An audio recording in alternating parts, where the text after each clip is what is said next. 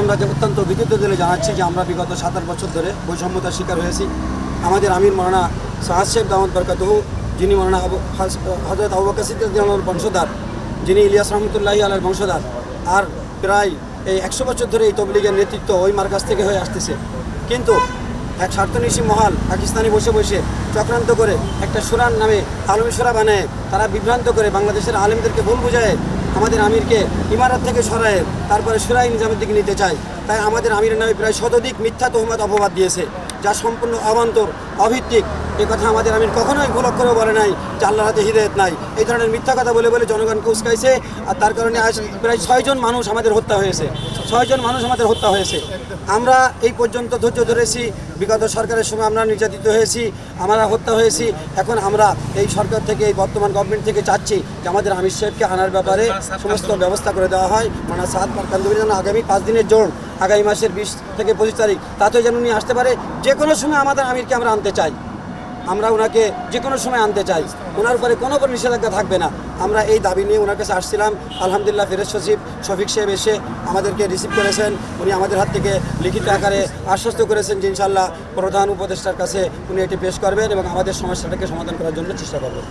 এলো ভিশন মুশকিল আসান অফার। যে কোনো ব্র্যান্ডের পুরনো ফ্রিজ নিয়ে চলে আসুন ভিশন শোরুমে আর নিয়ে যান নতুন ভিশন ফ্রিজ 20% পর্যন্ত ছাড়। আমার নাম মৌলানা আব্দুল্লাহ মনসুর, জন্মস্থান খুলনা। আমি ভারত দারুল উলুম দেওয়ান থেকে পড়াশোনা শেষ করেছি। আমি কাকরাইল মসজিদ তাবলীগের জামাতের যে 4 জন ইমাম খতিব আছে তার ভিতরে একজন আব্দুল্লাহ মনসুর। আমাদের বিষয় হচ্ছে, আমরা প্রথম যখন স্বরাষ্ট্র উপদেষ্টা মহোদয় তার মন্ত্রণালয়ে ডাকলেন, আমরা আমাদের পক্ষ থেকে হাজির হয়েছি। হাজির হওয়ার পরে যৌক্তিকভাবে আমরা বলেছি আমরা প্রথমবার ইস্তেমা করতে চাই। তারা সেটাকে নোট করেছেন, কিন্তু আমাদের সাথে পরামর্শ না করে তারা যে কথাটা বললেন এটা আমরা খুব হতাশ হলাম। তারা বললেন আগে যেরকম করে হয়েছে সেরকম করেই চলবে। এই দেশে হাজারো মানুষ মারা গিয়ে নতুন একটা অবস্থা দেশে তৈরি হলো, একটা ডেভেলপমেন্ট তৈরি হলো, মানুষের মধ্যে একটা জাগরণ আসলো। আর এই সরকারেরই উচ্চপদস্থ এবং গুরুত্বপূর্ণ উপদেষ্টা বললেন আগে যেভাবে চলেছে সেভাবেই চলবে। আমরা ভীষণ রকম হতাশ হলাম। পরশুদিন আমরা আবার বসলাম, আমাদের কোনো দাবি দেওয়া না মেনে ঠিক আমাদেরকে পরে ইস্তেমা করতে দিয়ে এবং মাওলানা সাদ সাহেব বাংলাদেশে আসতে পারবেন না জানিয়ে যখন দিলেন, তখন লোকজনকে আর সামাল দেওয়া সম্ভব হলো না। আমাদের মধ্যে একজন বর্ষিয়ান ব্যক্তি আছেন, এখানেই আছেন দাঁড়িয়ে, তিনি বললেন যে আমি জীবনে রাস্তার মধ্যে নামিনি, আমরাও নামিনি কখনো রাস্তার মধ্যে, কিন্তু আমাদের আমির বাংলাদেশে আসবেন না মাওলানা সাদ, আর আমরা এটা মেনে নেব, এইটা মনে করা ভুল হচ্ছে। আমরা বাধ্য হয়ে মিস্টার ইউনূসের অ্যাপয়েন্টমেন্ট চেয়েছি, তার সাথেই কথা বলতে চাই।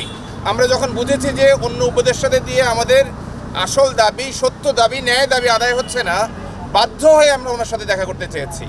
এবং আমরা প্রেস সেক্রেটারি মহোদয়কে ওনাকে ধন্যবাদ জানাই। ওনাকে বলেছি যদি আমাদের দাবি যৌক্তিক হয় দয়া করে আমাদেরকে বসতে দিন।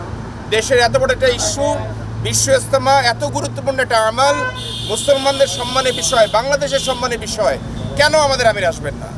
আমি পার্সোনালি ওনার সাথে ত্রিনিদাদের ইস্তেমা ছিলাম, আমি মরক্কোর ইস্তেমা ছিলাম, 2বার মালয়েশিয়ার ইস্তেমা ছিলাম, আমি গত মাসে ইথিওপিয়া এবং সাউথ আফ্রিকার ইস্তেমা ওনার সাথে ছিলাম। আমি শেষ করে কথা, আমি ইস্তেমাগুলোতে ছিলাম। সারা বিশ্বের আলেমরা যাচ্ছে। সাউথ আফ্রিকার ইস্তেমাতে 110টা দেশ থেকে মানুষ একত্রিত হয়েছে। মাওলানা সাদ সাহেব বাংলাদেশে আসছেন না বলে বিশ্বের লোকজন আসছে না বাংলাদেশে। আমাদের সম্মানে অনেক ক্ষতি হচ্ছে। আমরা আশাবাদী নিশ্চয়ই প্রফেসর ইউনূস শিকদার সাহেব এই যৌক্তিকতা উপস্থাপন করে অবশ্যই প্রফেসর ইউনূস সাহেব নিশ্চয়ই প্রধান উপদেষ্টা নিশ্চয়ই আমাদের মাওলানা সাদ সাহেবকে আনার ব্যবস্থা করে দেবেন।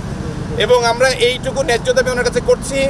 তার বিবেক বিবেচনা বোধ বুদ্ধির ওপর আমাদের ভীষণ রকম আস্থা আছে বলেই আমরা তার সাথে দেখা করতে চেয়েছি। আমরা শিওর যে সম্ভব হলে উনি আজকে আমাদেরকে ডাকবেন, সর্বোচ্চ ইনশাআল্লাহ উনি কালকেই ডাকবেন।